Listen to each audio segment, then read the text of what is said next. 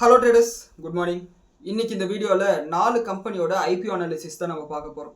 இந்த IPO application already open ஆயிடுச்சு. இதில் 3 கம்பெனிக்கு இன்னைக்கு தான் லாஸ்ட் டேட், ஆகஸ்ட் 27 அண்ட் ஒரு கம்பெனிக்கு மட்டும் நாளைக்கு லாஸ்ட் டேட்டாக இருக்குது. இத்தனை நாள் இந்த மார்க்கெட் அனாலிசிஸில் ஏன் இந்த ஐபிஓஸை பற்றி நான் பேசலைன்னா, நான் இந்த கம்பெனிஸில் எதுலையுமே அப்ளை பண்ணலை. காரணம் ஒன்று, இந்த 4 கம்பெனியில் 2 கம்பெனி ரொம்ப சின்ன கம்பெனி. அவங்களோட போஸ்ட் லிஸ்டிங் மார்க்கெட் கேபிடலைசேஷனே பார்த்தோம்னா 500-600 கோடி தான். அந்த அளவுக்கு சின்ன கம்பெனியை நம்ம செகண்டரி மார்க்கெட்லேயே வாங்க மாட்டோம், பிரைமரி மார்க்கெட்டில் வாங்கணும்னு சொல்லிட்டு நான் கவனிக்கல. ரெண்டாவது பார்த்தோம்னா, முதல் 2 கம்பெனி ஓரளவுக்கு மிட் கேப்பாக இருக்குது. ஒரு 6000 கோடி மதிப்புள்ள ஒரு ஃபார்மா கம்பெனி. ஆனால் என்ன மேட்ருன்னா, அவங்க ஹையர் வேல்யூவேஷனில் வராங்க. அந்த அளவுக்கு வேல்யூவேஷன் இப்போ கிரே மார்க்கெட் ப்ரீமியம் எல்லாம் கணக்கு போட்டால் 75 பி ரேஷியோ போயிடும். அதுக்கு மேலே யாராவது இன்ட்ரெஸ்ட் காமிச்சு வாங்குவாங்களான்னு சொல்லிட்டு சந்தேகமாக இருக்குது. அதுக்கு மேலே வாங்குறதுக்கு பையர்ஸ் இல்லைன்னா, நம்ம ஐபிஓவில் போட்டதுக்கப்புறம் பையர்ஸ் இல்லைன்னா நஷ்டமாகறதுக்கு வாய்ப்பு இருக்குது. அதனால் நான் அவாய்ட் பண்ணிட்டேன். அண்ட் 2000 கோடி ரூபா மதிப்புள்ள கம்பெனிக்கு ஜியோ பொலிட்டிக்கல் ரிஸ்க் இருக்குது, க்ரூட் ஆயில் ரிஸ்க் இருக்குது, அண்ட் டேரிஃப் ரிஸ்க் இருக்குது. அண்ட் அது மட்டும் இல்லாமல் இன்னும் சில ரிஸ்கெல்லாம் இருக்குது. அவங்களுக்கு கடனும் அதிகமாக இருக்குது, ப்ராஃபிட் மார்ஜின் ரொம்ப கம்மியாக இருக்குது. இந்த காரணத்தினால அந்த கம்பெனி அப்ளை பண்ணணும்னு நினச்சேன். ஆனால் நேற்று நம்மளோட மார்க்கெட் அனாலிசிஸ்க்கு ஒரு கமெண்ட் வந்துருந்தது. பிரதர், இந்த மாதிரி நாளைக்கு தான் லாஸ்ட் டேட்டு, கொஞ்சம் உங்களோட ஒப்பீனியன் சொல்லுங்கன்ற மாதிரி கேட்டிருந்தாங்க. அதனால தான் இந்த வீடியோ நம்ம ரெடி பண்ணியிருக்கோம். இந்த கம்பெனிஸோட அனாலிசிஸ்க்கு போகிறதுக்கு முன்னாடி ஐபிஓ எப்படி செயல்படும் சொல்லிட்டு நம்ம புரிஞ்சுக்கணும். எல்லா ஐபிஓலையும் அப்ளிகேஷன் போடக்கூடாது. கிரே மார்க்கெட் பாசிட்டிவாக காமிக்கிறதுனால அப்ளிகேஷன் போடக்கூடாது.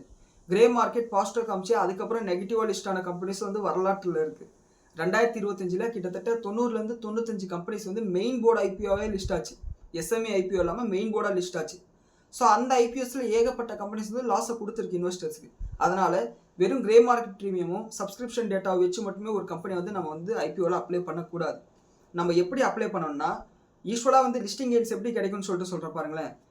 லிஸ்ட்டாக ஒரு அன்னைக்கு காலையில் 9 மணிலேருந்து 9:45 வரையும் ஒரு ப்ரீ ஆக்ஷன் விண்டோ ஒன்று நடக்கும். அந்த ஆக்ஷன் விண்டோவில் நான் இந்த கம்பெனி அதிகமான விலை கொடுத்து வாங்கிக்கிறேன்னு சொல்லிட்டு எல்லாரும் சொல்லணும். நான் ஏன் ஒரு கம்பெனியை அதிகமான விலை கொடுத்து வாங்கணும்? ஒன்று, அந்த கம்பெனி சீப்பாக இருக்கணும், இல்லைன்னா பெரிய அளவுக்கு வளரணும். இந்த 2 காரணம் இருந்தால் தான் ஒரு கம்பெனியை அதிகமான விலை கொடுத்து இன்வெஸ்டர்ஸ் வாங்குவாங்க. அவங்க அதிகமான விலை கொடுத்து வாங்கினா தான் கம்மியான விலையில் வாங்கின நமக்கு லாபம் கிடைக்கும். Simple calculation. இப்போ ஐபிஓ வர கம்பெனி ஹையர் வேல்யூவேஷனில் வந்துட்டாலோ, வீக்கான ஃபினான்ஷியல் இருந்தாலோ, ஃபர்தராக இவங்க க்ரோத் எப்படி இருக்குன்ற ஒரு கேள்விக்குறி இருந்தாலோ, இந்த ஐபிஓ பெரிய அளவுக்கு லாபம் கொடுக்காம போகிறதுக்கு வாய்ப்பு இருக்குது. நான் என்கிட்ட டைம் ட்ராவல் மிஷின்லாம் எதுவும் கிடையாது. ஜஸ்ட் ஒரு அனாலிசிஸ் பண்ணி பார்க்கும்போது வின்னிங் ப்ராபபிலிட்டி, லூசிங் ப்ராபபிலிட்டின்னு சொல்லிட்டு ஒன்று இருக்குது. நீங்கள் ஐபிஓன்னு கிடையாது, எந்த ஒரு ட்ரேட் எடுத்திங்கனாலும் வின்னிங் ப்ராபபிலிட்டி, லூசிங் ப்ராபபிலிட்டி இருக்குது. அதாவது ரிஸ்க் டு ரிவார்டு 1:1 இருக்கும்போது உங்களோட வின்னிங் ப்ராபபிலிட்டி 70% இருக்கணும். உதாரணத்துக்கு 10,000 ரூபா வந்தால் லாபம், நஷ்டம் வந்தால் 10,000 நஷ்டம் வரும்போது 1:1. வந்தால் 10,000 லாபம், போனால் 10,000 நஷ்டம் போது 1:1. இதில் வின்னிங் ப்ராபபிலிட்டி 70% இருந்தால் தான் 7 முறை 10,000 70,000 3 முறை 10,000 நஷ்டமாகி 30,000 ரூபா போனால் கூட 40,000 ரூபா பாக்கி இருக்கும். அதில் 5,000 ரூபா சார்ஜஸ் எல்லாம் போனால் கூட 35,000 ரூபா உங்கள் கைக்கு நிற்கும். இப்படி இருக்கணும். இதே 2:1, அதாவது லாபம் வந்தால் 20,000 ரூபாய் லாபம், நஷ்டம் வந்தால் 10,000 ரூபா தான் நஷ்டம் போது உங்களோட பிரேக் ஈவன் பார்த்தோம்னா 35% இருக்கும். அதனால உங்களோட வின்னிங் ப்ராபபிலிட்டி 50% இருந்தால் கூட போதும். அதாவது 35% இருந்தால் நீங்கள் பிரேக் ஈவன், லாபமும் இல்லை நஷ்டமும் இல்லை, வெறும் ப்ரோக்கரேஜ் சார்ஜஸ் மட்டும் தான் செலவாயிருக்குன்ற மாதிரி இருக்கும். ஆனால் 50% உங்களோட வின்னிங் ப்ராபபிலிட்டி இருந்தால் 5 முறை 20,000 சொல்லிட்டு 1 லட்ச ரூபா சம்பாதிச்சேன், 5 முறை 10,000 சொல்லிட்டு 50,000 ரூபா லாஸ் ஆச்சு. ஸோ 1 லட்சம் மைனஸ் 50,000 50,000 லாபம். இதில் 5,000 ரூபா ப்ரோக்கரேஜ் பண்ணால் கூட 45,000 ரூபா லாபம். இப்படி உங்களால் கேல்குலேட் பண்ண முடியும். ஸோ எந்த ஒரு ட்ரேட் எடுக்கிறதுக்கு முன்னாடி, ஐபிஓ நம்ம அப்ளை பண்ணுறதுக்கு முன்னாடி இதனோட வின்னிங் ப்ராபபிலிட்டி எவ்வளோன்னு சொல்லிட்டு பார்க்கணும். நம்மளுக்கு வின்னிங் ப்ராபபிலிட்டி கம்ஃபர்டபுளாக இருந்தால் தான் நம்ம அந்த ட்ரேட்குள்ளாரே என்ட்ரி ஆகணும். அது ஸ்விங் ட்ரேடிங்காக இருந்தாலும் சரி, எஃப்என்டோவாக இருந்தாலும் சரி. இன்னும் சொல்லப்போனால் இது மார்ஜின் ஆஃப் சேஃப்டின்னு கூட சில கான்செப்டில் சொல்லுவாங்க. அது நம்மளோட ஃபண்டமெண்டல் அனாலிசிஸோட பிளேலிஸ்ட்டில் போனீங்கன்னா உங்களுக்கு பார்க்க முடியும். ஸோ இன்றைக்கி இந்த ஐபிஓவில் நம்ம அப்ளை பண்ண வேணாம்னு முடிவு பண்ணதுக்கு இந்த கம்பெனி அனாலிசிஸ் பண்ணும்போது உங்களுக்கு புரிஞ்சிடும். இதில் முதல் கம்பெனி சிம்பயாட்டிக் ஃபார்ம் லேப்ஸ். இவங்க டைரெக்டாக ஒரு ஃபார்மா கம்பெனி கிடையாது. இப்போ உதாரணத்துக்கு ஒரு மாத்திரையை உற்பத்தி பண்ணி அந்த மாத்திரையை கன்சியூமர்ஸ்க்கு விற்கிற கம்பெனி இவங்க கிடையாது. ஸோ இவங்க என்ன பண்ணுவாங்கன்னா, இப்போ டோலோ 650 டேப்லெட் இருக்குது, பேராஸ்டமால் 650 டேப்லெட், அதை உருவாக்குறது மைக்ரோ லேப்ஸ். இந்த மைக்ரோ லேப்ஸ் தான் டைரெக்டான ஃபார்மா கம்பெனி, நம்ம தான் கன்சியூமர். இந்த டோலோ 650 உருவாக்குற மைக்ரோ லேப்ஸுக்கு ரா மெட்டீரியல் விற்கிற கம்பெனி தான் இந்த சிம்பயாட்டிக் ஃபார்ம் லேப்ஸ். சரிங்களா? இவங்க B2B பிஸ்னஸ் பண்ணுறாங்க. ஸோ இதில் என்ன பிரச்சனைனா, இவங்க ஹையர் வேல்யூவேஷனில் வராங்க. அது ஒன்று தான் மிகப்பெரிய ஒரு கன்சர்னாக இருக்குது. இவங்களோட ஃபினான்ஷியல்ஸ் பார்த்தோம்னா, இவங்களோட அப்பர் ப்ரைஸ் பேண்டில் இவங்களோட மார்க்கெட் கேப் 6,244 கோடி. இவங்களோட இஷ்யூ சைஸ் வந்து பார்த்தீங்கன்னா 1757 கோடி. இந்த 1757 கோடியில் 1607 கோடி அளவுக்கு ப்ரொமோட்டர்ஸ் வந்து ஓஎஃப்எஸ்ல விற்கிறாங்க. வெறும் 150 கோடி தான் ஃப்ரெஷ் இஷ்யூவாக வந்து ரைஸ் பண்ணுறாங்க. கிட்டத்தட்ட 91லேருந்து 92% அளவுக்கு ப்ரொமோட்டர்ஸே ஷேர்ஸை விற்கிறாங்க. ஃப்ரெஷ் இஷ்யூவாக வந்து ரொம்ப கம்மியாக தான் யூஸ் பண்ணுறாங்க.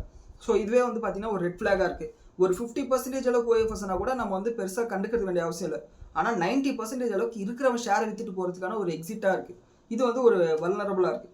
அதாவது வந்து சீப்பாக வைக்கிறாங்களான்னு பார்த்தீங்கன்னா price to earnings post issue வந்து 57 இருக்குது. நம்ம 57 ப்ரைஸ் டு எர்னிங்ஸ் இருந்தால் நார்மலாக லிஸ்டட் மார்க்கெட்டில் செகண்டரி மார்க்கெட்டே நம்ம எந்த ஷேரும் வாங்க மாட்டோம். இது ஓவர் வேல்யூப்பா அப்படின்னு சொல்லிட்டு தள்ளி நிற்போம். ஆனால் இவங்க வந்து போஸ்ட் இஷ்யூவில் வந்து அதிகமான வேலையில் தான் விற்கிறாங்க. இவங்களோட ப்ராஃபிட்டபிலிட்டி ரேஷியோ நார்மலான ஒரு B2B பிஸ்னஸ் பண்ணக்கூடிய ஃபார்மா கம்பெனியில் இருக்கக்கூடியது தான் இருக்குது. என்னன்னா ROE 11லையும் ROC வந்து 11லையும் இருக்குது. அதே மாதிரி எபிட்டா மார்ஜினும் வந்து 27% பக்கத்தில் இருக்குது. இது ஓரளவுக்கு நார்மலான நம்பர்ஸ் தான், அது வந்து மாற்றுக்கிறது இல்லை. ஆனால் ஹையர் வேல்யூவேஷன் ஓஎஃப்எஸ்ல ஷேர்ஸ் விற்றுட்டு போக போகிறாங்க. ஃப்ரெஷ் இஷ்யூவாக வாங்கி அதன் மூலியமாக கம்பெனியை நாங்கள் வளர்க்க போகிறோன்னு சொல்லி இவங்க சொல்லலை. அண்ட் அது மட்டும் இல்லாமல் இவங்களுக்கு கொஞ்சம் கடன் இருக்குது, அதை தீர்க்கறதுக்காகவும் இந்த ஃப்ரெஷ் இஷ்யூ வந்து யூஸ் பண்ண போகிறதா சொல்லியிருக்காங்க. இதெல்லாம் இப்படி இருந்தாலும் கூட இவங்களோட grey market premium as of now இன்னைக்கு காலையில் 7 மணிக்கு நான் பார்க்கும்போது 28%ல் இருக்குது. அதாவது 15,000 ரூபாய் மதிப்புள்ள ஒரு அப்ளிகேஷனுக்கு 4,000 ரூபாய் வரைக்கும் லாபம் கிடைக்கிறதுக்கு வாய்ப்பு இருக்குது. ஆனால் நான் இதில் அப்ளை பண்ணலை, ஏன்னா ஹைலி ஓவர் வேல்யூடுன்றதுனால இந்த ஐபிஓவை நான் அவாய்ட் பண்ணிட்டேன். அண்ட் ரெண்டாவது ஐபிஓ ஸ்கைவேஸ் ஏர் சர்வீசஸ். இவங்க வந்து பார்த்தோம்னா இந்த ஃப்ளைட்டில் போகக்கூடிய லாஜிஸ்டிக்கை ஃபார்வர்ட் பண்ணி கொடுக்கக்கூடிய ஒரு கம்பெனி. சிம்பிள், நான் வந்து ஒரு எக்ஸ்போர்ட்டர். ஏர் இந்தியா வந்து அமெரிக்காவுக்கு ஒரு ஃப்ளைட் விடுறாங்க, கார்கோ ஃப்ளைட் விடுறாங்க. இப்போ வந்து நான் வந்து ஒரு பார்சலை வந்து ஏர் இந்தியாவுக்கு வந்து அனுப்பணும், அமெரிக்காவுக்கு அனுப்பணும். இப்போ நான் வந்து கொண்டு போய் இந்த ஸ்கைவேஸ் ஏர் சர்வீசஸ் கிட்ட கொடுத்துருவேன். இந்த ஸ்கைவே ஏர் சர்வீசஸ் வந்து எல்லா இடத்துலையும் விசாரிச்சுட்டு ஓகே வேர் ஹவுஸில் கொண்டு போய் வச்சுக்கிட்டு ஏர் இந்தியாவில் இப்போ ஒரு ஃப்ளைட் போகுது, அந்த ஃப்ளைட் கம்பெனியில் போட்டு இதை அனுப்பிடலான்னு சொல்லிட்டு முடிவு பண்ணுறாங்க. இதுக்கு வந்து ஒரு சார்ஜஸ் வந்து வாங்குவாங்க. ஸோ இந்த சார்ஜஸ்க்கு வந்து பார்த்தோம்னா அவங்களுக்கு ப்ராஃபிட்டாக மாறப்போகுது. என்ன மேட்ருனா இவங்களோட ஆப்ரேட்டிங் ப்ராஃபிட் மார்ஜின் ரொம்ப கம்மியாக இருக்குது. யூஸ்வலாக வந்து சர்வீஸ் பேஸ்டு கம்பெனிக்கு வந்து பார்த்தோம்னா ப்ராஃபிட் மார்ஜின் அதிகமாக இருக்கணும். அதை தான் ஐடி செக்டரில் நம்ம பார்த்துருக்கோம், இன்னும் நிறைய சர்வீஸ் பிஸ்னஸில் நம்ம அதை பார்த்துருக்கோம். இவங்களுக்கு வந்து அப்படியே உல்ட்டாவாக வந்து இந்த சர்வீஸ் பிஸ்னஸில் ஆப்ரேட்டிங் ப்ராஃபிட் மார்ஜின் ரொம்ப கம்மியாக இருக்குது. அந்த அதர் ஹேண்ட் வந்து இவங்களோட கடன் வந்து ரொம்ப அதிகமாக இருக்குது. இவங்களோட ஃபினான்ஷியல் பார்த்தோம்னா இவங்களோட மார்க்கெட் கேப் வந்து அப்பர் பேண்டில் வந்து 2,000 கோடி ரூபாய் மார்க்கெட் கேபிடலைசேஷன். ஆனால் இவங்களோட இஷ்யூ சைஸ் வந்து 583 கோடி, புக் பில்டிங் வந்து 583 கோடி.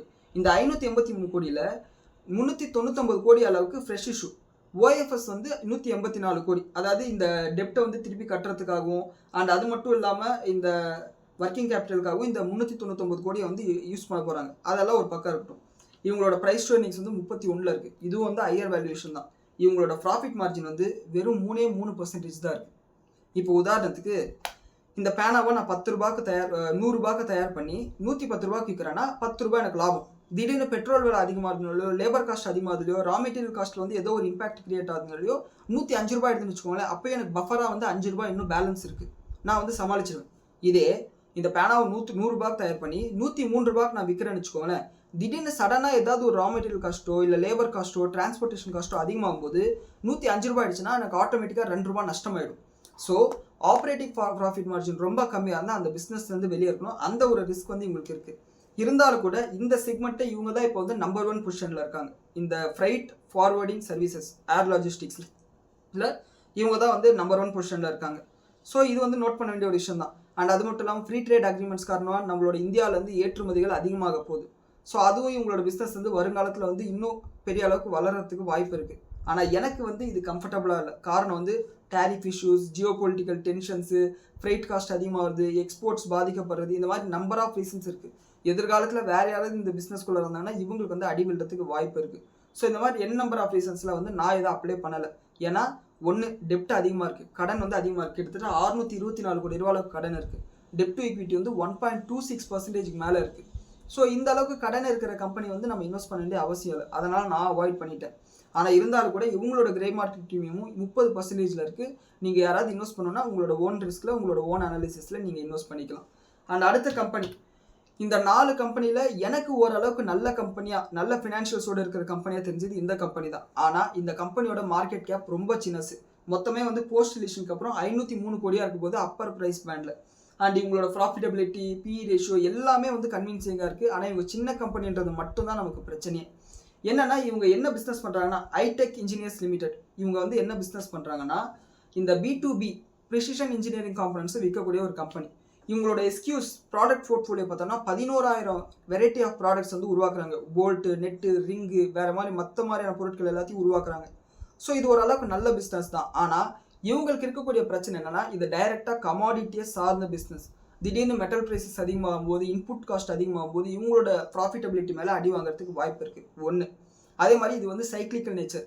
அதாவது எக்கனாமிக் சைக்கிள் எந்த அளவுக்கு நல்லா இருக்கோ அந்த அளவுக்கு இவங்களோட பிஸ்னஸ் நல்லா இருக்கும். எக்கனாமிக் சைக்கிளில் ஒரு ரிசெஷனோ எக்ஸ்பேன்ஷன் கம்பெனிஸ் பண்ணாத பட்சத்தில் மிஷின்ஸ் வாங்க மாட்டாங்க, வியர் அண்ட் டியர் நடக்காது, ஸ்பேர் பார்ட்ஸ் வாங்க மாட்டாங்க. அந்த மாதிரி சமயத்தில் வந்து இவங்களோட பிஸ்னஸ் அடி வாங்குறதுக்கு வாய்ப்பு இருக்குது.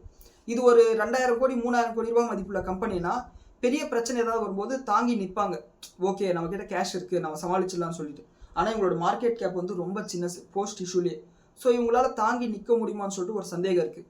ஒருவேளை நீங்கள் லிஸ்டிங் கெயின்ஸ்க்காக அப்ளை பண்ணுறீங்கன்னா இந்த கம்பெனி வந்து அப்ளை பண்ணலாம். சரிங்களா? லாங் டேர்ம்க்கு எப்படின்னு தெரியல, வளர்ந்து பெரிய ஆளாக கூட இவங்க ஆயிடலாம். ஆனால் லிஸ்டிங் கெயின்ஸுக்கு சூப்பராக இருக்குது. இப்போதைக்கு இவங்களோட கிரே மார்க்கெட் ப்ரீமியம் 80% வரைக்கும் காமிக்குது. இன்னைக்கு காலையில் 7 மணிக்கு நான் பார்த்தபடி. அண்ட் இது ஓவர் சப்ஸ்கிரைபும் ஆயிருக்கு. இவங்களோட மற்ற ஃபினான்ஷியல் பார்த்தோம்னா இவங்களோட இஷ்யூ சைஸ் வந்து 136 கோடி. இதில் ஃப்ரெஷ் இஷ்யூ வந்து 60 கோடியாகவும் OFS வந்து 76 கோடியாகவும் வந்துருக்கு. இவங்ககிட்ட கடனும் வந்து பெரிய அளவுக்கு இல்லை. அண்ட் அதே மாதிரி ஆப்ரேட்டிங் கேஷ் ஃப்ளோ வந்து பாசிட்டிவாக இருக்குது. அதாவது வியாபாரம் பண்ணுறாங்க, அதுக்கான பணத்தை வந்து வசூல் பண்ணிட்டாங்க. அடுத்து ஒரு கம்பெனி வந்து அவங்க வியாபாரம் பண்ணுறாங்க, பணத்தை வசூல் பண்ண மாட்டேன்றாங்க. ஸோ இவங்களோட ப்ராஃபிட்டபிலிட்டி ரேஷியோஸ் ROE 20லையும் ROCE 24லையும் இருக்குது. அதாவது கடன் வாங்கின கேபிட்டல்லையும் அதிகமான லாபத்தை வந்து இவங்க சம்பாதிக்கிறாங்க. ROE விட ROCE வந்து அதிகமாக இருக்கிறதுனால சொல்கிறேன். அண்ட் PE ரேஷியோ வந்து 22ல் இருக்குது. ஒருவேளை நீங்கள் அப்ளை பண்ணுறதா இருந்தால் இந்த 4 கம்பெனியில் இந்த ஒரு கம்பெனி வந்து தேரும். மற்ற 3 கம்பெனியுமே வந்து எனக்கு டவுட்டு தான். அண்ட் இதை வந்து நோட் பண்ணிக்கோங்க. ஐடெக் இன்ஜினியர்ஸ் லிமிடெட் இது ஒன்று தான் தேரும். அண்ட் அடுத்து அனு ப்ராஜெக்ட்ஸ் லிமிடெட். இவங்க வந்து ஒரு EPC company, engineering procurement and construction company. L&T, செய்கல் இந்தியா, இந்த மாதிரி NBCC இந்த மாதிரியான ஒரு கம்பெனி, பில்டிங் கட்டி கொடுக்கக்கூடிய கம்பெனி. அண்ட் இவங்களோட மார்க்கெட் கேப் வந்து போஸ்ட் இஷ்யூ அப்பர் ப்ரைஸ் பேண்டில் பார்த்தா 650 ரூபா வந்து காமிக்கிறாங்க, 650 கோடி ரூபா காமிக்கிறாங்க. அண்ட் இஷ்யூ சைஸ் வந்து 175 கோடி இருக்குது. அது இது மொத்தமாக வந்து ஃப்ரெஷ் இஷ்யூவாக தான் இருக்குது. இது ஒரு பாசிட்டிவான இஷ்யூ. ஆனால் என்ன மேட்ருன்னா இவங்க வந்து வியாபாரம் பண்ணிடுறாங்க, ஆனால் கேஷ் ஃப்ளோ வந்து வரமாட்டேங்குது. ட்ரேட் ரிசீவபிள்ஸ் வந்து இயர் ஆன் பேசிஸில் வந்து அதிகமாகிட்டே போகுது. இது இப்படியே போச்சுன்னா ரொம்ப நாளைக்கு இந்த கம்பெனியால் சஸ்டெயின் பண்ண முடியாது. உதாரணத்துக்கு என்கிட்ட 1 லட்ச ரூபா முதல்ல இருக்குது. இந்த 1 லட்ச ரூபா மதிப்புள்ள பேனாவை உற்பத்தி பண்ணி ஒரு 2 லட்ச ரூபாய்க்கு நான் வித்துறேன். ஆனால் வசூல் பண்ணது என்னமோ 50,000 ரூபா தான். இப்போ அடுத்த பேட்ச் நான் எவ்வளோக்கு வியாபாரம் பண்ண முடியும்? 50,000 ரூபாய்க்கான பேனா தான் வந்து இன்வெஸ்ட்மெண்ட் பண்ணி வியாபாரம் பண்ண முடியும். சரி, இந்த 50,000 ரூபாய்க்கு பேனா உற்பத்தி பண்ணி 1 லட்ச ரூபாய்க்கு மறுபடியும் விற்கிறேன், டபுளாக விற்கிறேன். இப்போ மறுபடியும் வந்து எனக்கு இந்த 25,000 ரூபாய் தான் கிடைக்குதுன்னா 3வது வருஷம் என்னால் 25,000 ரூபாய்க்கு முதலீடு போட்டு 50,000 தான் வந்து வியாபாரம் பண்ண முடியும். இப்படி ட்ரேட் ரிசீவபிள்ஸ் வந்து அதிகமாகிட்டே போகும்போது இவங்களோட பிஸ்னஸோட ப்ராஃபிட்டபிலிட்டி, இவங்களோட பிஸ்னஸோட ஆப்ரேஷன்ஸ் வந்து பாதிக்கிறதுக்கு வாய்ப்பு இருக்குது. அண்ட் சொல்ல போனால் இவங்களும் வந்து சின்ன கம்பெனி, 650 கோடி மதிப்புள்ள கம்பெனி. ஸோ இது வந்து ஒரு மிகப்பெரிய ஒரு ரிஸ்க் ஃபேக்டராக இருக்குது, ட்ரேட் ரிசீவபிள்ஸ் வந்து அதிகமாகிட்டே போகிறது. மற்றபடி வந்து இவங்களோட ப்ராஃபிட்டபிலிட்டி ரேஷியோஸ் எல்லாமே நல்லா இருக்குது, பேப்பரில் எல்லாமே நல்லா இருக்குது. ஆனால் ரியல் கேஷ் வந்து இவங்க ஜென்ரேட் பண்ண மாட்டேன்றாங்க. ஆனால் ஐடெக் இன்ஜினியர்ஸ் லிமிடெட் வந்து வியாபாரமும் பண்ணிட்டு காசும் வந்து சம்பாதிச்சிட்டு இருக்காங்க, கடனும் ரொம்ப கம்மி. இது வந்து ரொம்ப ரொம்ப பாசிட்டிவான விஷயம். அண்ட் இவங்களோட டெப்ட் ஈக்விட்டி 0.34ல் இன்னும் மேனேஜ் பண்ணக்கூடிய ஒரு சுச்சுவேஷனில் தான் இருக்குது. இருந்தாலும் கூட இவங்களோட ட்ரேட் ரிசீவபிள்ஸ்ன்றது ஒரு ரிஸ்க் ஃபேக்டராக இருக்குது, அதை நோட் பண்ணிக்கோங்க. அண்ட் இவங்களோட கிரே மார்க்கெட் ப்ரீமியம் அந்த அளவுக்கு நல்லா இல்லை, இன்னும் வந்து 4% தான் காமிச்சிட்டு இருக்கு. ஸோ இதுதான் வந்து இந்த 4 கம்பெனிஸ். இந்த 4 கம்பெனிஸில் நான் எந்த கம்பெனியும் அப்ளை பண்ணலை. அப்படி அப்ளை பண்ணனா அந்த 3வது கம்பெனி ஐடெக் இன்ஜினியர்ஸ் அப்ளை பண்ணுவேன். அதுக்கு வந்து நம்பர் 1 பொசிஷன் கொடுப்பேன். ஏன்னா சின்ன கம்பெனியாக இருந்தாலும் நல்ல ஒரு பிஸ்னஸ் மாடல், நல்ல ஒரு ப்ராஃபிட்டபிலிட்டி ரேஷியோஸ், நல்ல ஒரு ஆப்ரேட்டிங் ப்ராஃபிட் மார்ஜின் இதெல்லாமே நல்லா இருக்குது. அண்ட் வேல்யூவேஷனும் ஓரளவுக்கு சீப்பாக வருது. ஸோ அதன் காரணமாக தான் கிரே மார்க்கெட் ப்ரீமியம் அதிகமாக இருக்குது. ஆனால் வெறும் 500 கோடி ரூபா மதிப்புள்ள கம்பெனி. நாளை பின்ன பிஸ்னஸில் ஏதாவது பிரச்சனை வந்தால் இவங்களால சமாளித்து நிற்க முடியுமா அப்படின்றது ஒரு கேள்விக்குறியாக இருக்குது. 1. 2வது சிம்பயாட்டிக் ஃபார்ம் லேப்ஸ் வந்து 2வது கம்பெனி நான் இன்வெஸ்ட் பண்ணுவேன். அண்ட் ஏன்னா இவங்களோட B2B பிஸ்னஸ் இருக்குது, இன்னொன்று ஹையர் வேல்யூவேஷனில் இருக்குது. அது ஒரு ரிஸ்க் ஃபேக்டராக இருந்தாலும் இந்த ஹையர் வேல்யூவேஷன் இருந்தாலும் மார்க்கெட் ஒரு யூஃபோரியாவில் சில டைம்ஸ் வந்து ரிவார்ட் பண்ணும், இன்னும் ஹையர் வேல்யூவேஷன் கொடுக்கறதுக்கு தயங்காது. ஸோ இந்த 2 கம்பெனியில் இன்வெஸ்ட் பண்ணுவேன். ஸ்கை ஏர்வேஸ்க்கு வந்து நான் சுத்தமாக வந்து அப்ளிகேஷன் கூட போட மாட்டேன். இன்வெஸ்ட் சொன்னால் இந்த 4 கம்பெனியுமே நான் அப்ளிகேஷன் போட போகிறது கிடையாது. நீங்கள் ஒரு இன்வெஸ்டராக என்ன பண்ணணும்னா இந்த 2 கம்பெனி வந்து பார்க்கலாம், மற்ற 2 கம்பெனி வந்து நீங்கள் அவாய்ட் பண்ணிடலாம். இதுதான் என்னோட ஒப்பீனியன் இந்த 4 IPO பற்றினது. நான் மறுபடியும் சொல்கிறேன், IPOன்றது வெறும் கிரே மார்க்கெட் ப்ரீமியமோ இல்லை ஓவர் சப்ஸ்கிரைப் ஆகிறதுனால மட்டும் லாபம் கிடைக்காது. அவங்களோட ஃபினான்ஷியல் நல்லா இருக்கணும், ஓரளவுக்கு ஸ்ட்ராங்கான பிஸ்னஸாக இருக்கணும். வெறும் ப்ரொமோட்டர் வந்து எக்ஸிட் ஆகிட்டு போகிறதுக்காகவும் வாங்கின கடனை திருப்பி கட்டுறதுக்காக ஐபிஓ இஷ்யூ பண்ணாங்கன்னா அது அந்த அளவுக்கு நம்மளுக்கு லாபத்தை கிரியேட் பண்ணாது. ஏன்னா 2025 95 ஐபிஓஸ் வந்துருக்கு. அதில் 20-30 ஐபிஓஸ் வந்து மிகப்பெரிய அளவுக்கு வந்து நஷ்டத்தை தான் சந்திச்சிருக்கு. ஸோ ஐபிஓலையும் வந்து கொஞ்சம் ரிஸ்க் இருக்குது. அதை வந்து கால்குலேட் பண்ணி தான் நம்ம முதலீடு பண்ணணும். ஸோ பார்த்து கொஞ்சம் கவனமாக பண்ணுங்கள். அண்ட் இந்த வீடியோ பற்றின உங்களோட கருத்துக்களை கீழே கமெண்ட்டில் சொல்லுங்கள். நன்றி, வணக்கம், ஜெய் ஹிந்த்.